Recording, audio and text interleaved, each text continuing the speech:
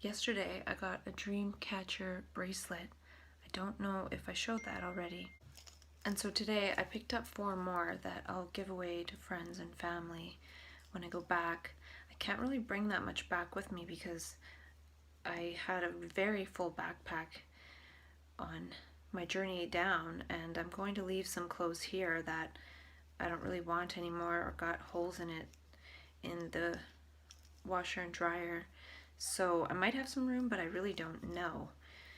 But I like these dream catcher bracelets because coming to California really was a dream for me, and it was a dream that could have turned into a nightmare. Worst case scenario would be ending up in the psych ward in the USA, but that hasn't happened, and I have 2 more weeks until I go home. And it's just really been a dream come true, and now that that dream is fulfilled, I really don't know what's next. Today it arose again in consciousness to maybe go back to school and take some business courses, or take some electronic music production courses, or do one then the other. I don't know. And not full-time or anything. I just feel like maybe I should have some awareness of business so then I could put some of my ideas into play and not have to rely on other people's expertise. And I still will have to rely on other people's expertise, but at least if I have some sense of something in business, then I'll know what I'm getting myself into. Because maybe I don't even want to have a business, so we'll see. And before I go, I'm going to put some movies from Netflix on my phone because I ran out of data on my roaming plan accidentally because I was uploading video and it tried to upload over the LTE instead of Wi-Fi because the Wi-Fi crapped out. So here I thought that I would have data on the train ride home, and I won't really, so I'll have to download some music and maybe buy some Kindle books or sign up for 30 days of a trial of Kindle Unlimited and Netflix movies or something, and just whatever. I usually don't do that much. I just kind of look out the window, so it doesn't matter, but it's good to at least have some stuff. And I might even have a video or 2 to edit, depending if I get to make some videos before I leave. So I'll have lots to do on the train, and I need snacks. So there's a lot of things to getting ready to leave, and then getting back home. The first thing I'll want to do is insure my car and see my friends and do my taxes and blah blah blah. There's going to be so much practical things to do. And yesterday I watched the documentary Kumare, where a guy pretends to be a guru and has a little bit of a following going. It was interesting. I was watching it in a room that made it sort of hard to hear the audio, and it didn't have subtitles on iTunes rental, so I got the gist of it though. But in my mind I could tell he was kind of fake, maybe because I just knew he was fake, but anyways, good little show. And I also watched that DVD from the recovery learning community called The Virtues of Non-Compliance. And it's really interesting because it's produced by the recovery learning community in Western Mass, which is partly funded by government, I believe. I don't know how it works, but basically they're producing a video saying, think for yourself was kind of the message. Think for yourself, listen to yourself.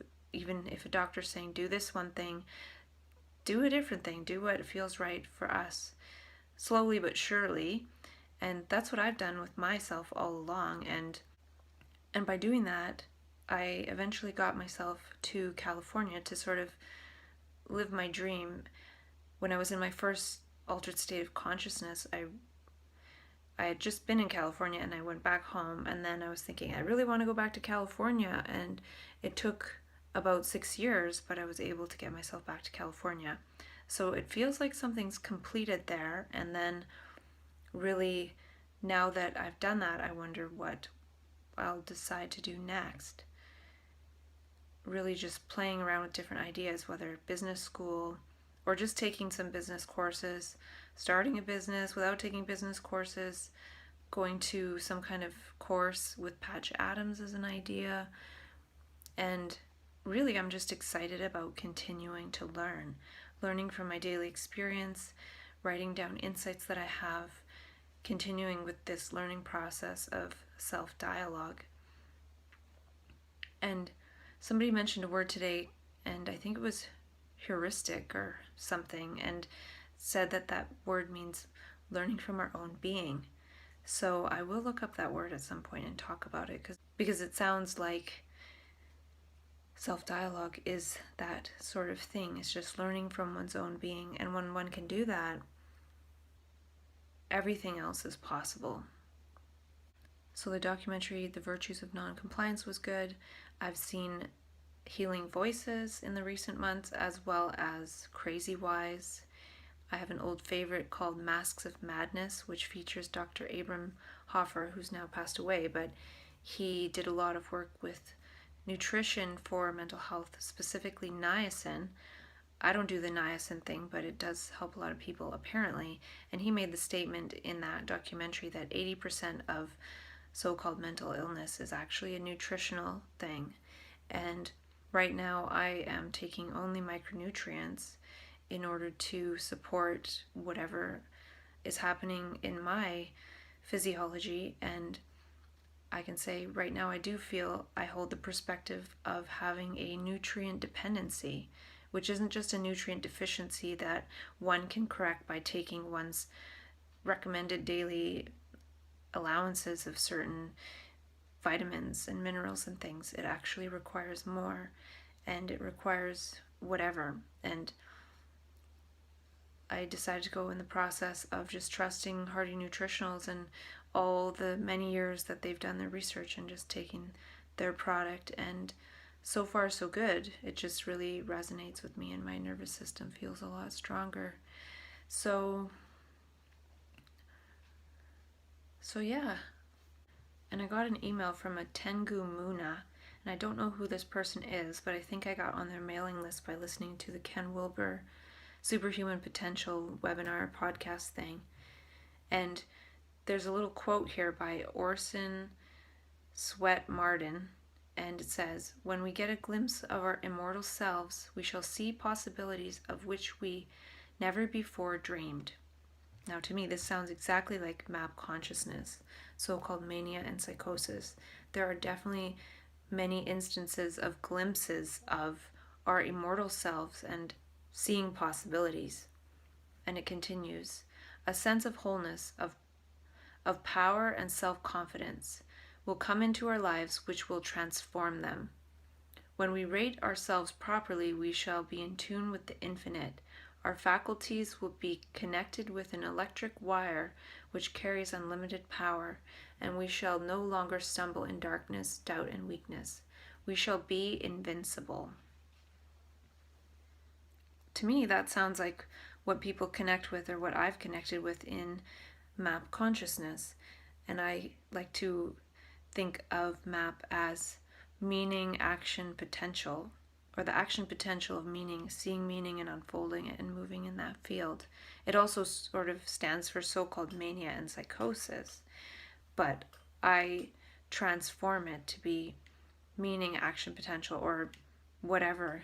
Just use MAP. And so when we get in touch with that quote that I just read by Orson Swett Marden, that's exactly what it feels like. But it's not just words, not like, ooh, that sounds so nice.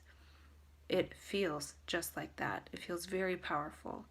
And in that state of power and confidence, when we open our mouth, oftentimes we say things like, I feel like God and all this. But we're trying to say we've connected with our immortal selves. We feel invincible. Maybe we are invincible. Blah, blah, blah, etc., etc. So there are clues to this everywhere. But for some reason, the people who get sort of thrust into these states of consciousness without really trying get lost, because we don't have this understanding of ourselves. And then there's people out there who are managing to stay in regular ego consciousness, or that are trying so hard. Oh, this immortal self thing, seeing possibilities, invincibility, power, confidence, that all sounds so wonderful. I'm going to try and get that. But people don't understand what that really means.